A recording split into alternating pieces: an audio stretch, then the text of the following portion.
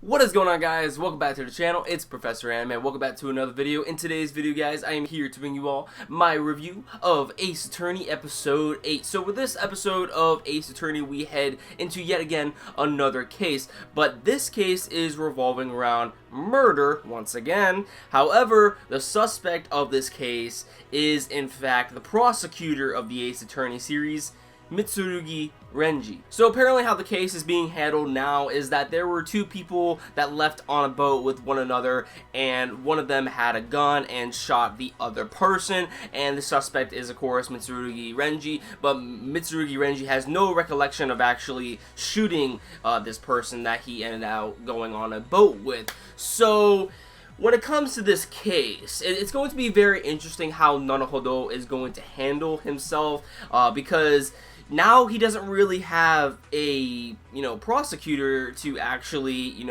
fight off against. So is there going to be a new prosecutor? Most likely there is going to be someone new, but this is going to be interesting because Nanahodo, he had problems with Mitsurugi Renji in the past, and he kind of had to, really dig into his research and also use, Mayoi-san, the supernatural girl. He had to also use her to his advantage in order to solve cases.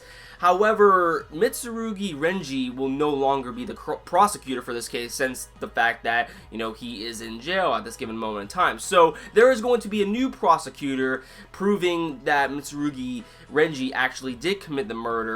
So is this new prosecutor actually going to be someone who is, more of a challenge for Nanahodo? One thing that I wanted to talk about in this episode is that we end up meeting a journalist who apparently is waiting and sitting back to take a picture of the Loch Ness Monster that is residing in the lake. Now, one thing is that the Loch Ness Monster has been brought about several times within the entirety of this episode and must, in some way, play a role to the overall case that we will see in the next few episodes. Now, when it comes to the Loch Ness Monster, I wonder if, this in fact will be a real Loch Ness Monster, because there is a possibility that they could just, pull the monster straight out of the lake and say, yeah, this is the monster, here you go, or they could actually, most likely pretend that there is actually a Loch Ness Monster residing in the lake. However, it's probably just some guy dressed up in a suit. Kind of like something that you would see in the Assassin's Creed series. If anybody remembers that Easter egg in one of the games, I think it was Assassin's Creed 3, I could be wrong, but there was a little Easter egg into which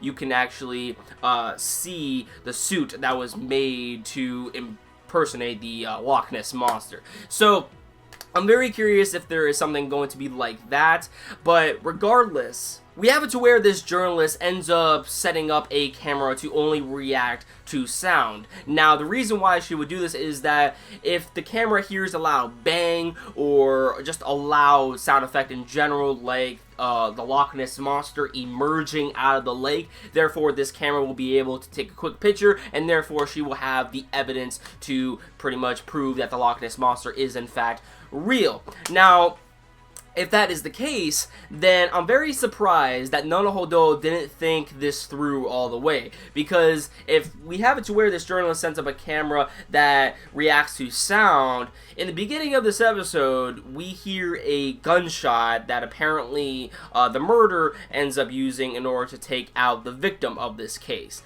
Now, if that is the case, then if the journalist has been out here for a few days now trying to capture the Loch Ness Monster, I'm pretty sure that, she was at this moment given in time when that event happened. So if that is the case, then she will have a picture that will have those two men out on the boat and pretty much proving one of the people who are out there who is giving off the gunshot. However, I don't know if the camera is zoomed in all the way, so you probably won't be able to make out the faces. But regardless, I'm surprised that Nanahodo didn't think that through and ask her for any pictures that she received or that she ended up getting the following night. However, I guess Naruhodo didn't really have that chance to ask her because the girl kind of just ran away. And then, of course, by the end of this episode, we have Naruhodo and Mayoi receiving that big info dump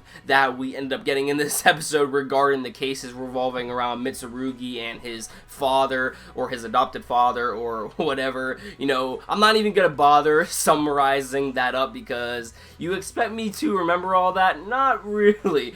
But regardless, we find out that apparently the main guy who is possibly behind this case could in fact be Karuma Go. Now, I don't really know much about this character because, as I said before in my previous reviews, I'm an anime only when it comes to Ace Attorney. I have not played the games. However, I'm expecting that, you know, some of you out there who have played the games are probably like, oh shit, we're heading into the Karuma Go arc, you know, so I don't know. I don't know how big of a whoop-de-doo this character actually, you know, has significance to the overall plot or the games, like if he is really cool or whatnot, but we'll just have to wait in the future episodes of Ace Attorney, and you guys will probably clarify me down below on how, you know, prominent this character is throughout the series.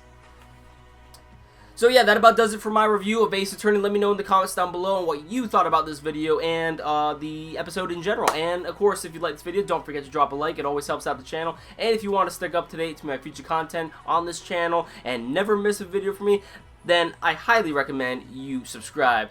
That about does it for this video, guys. I'll catch you all in the next one. Peace.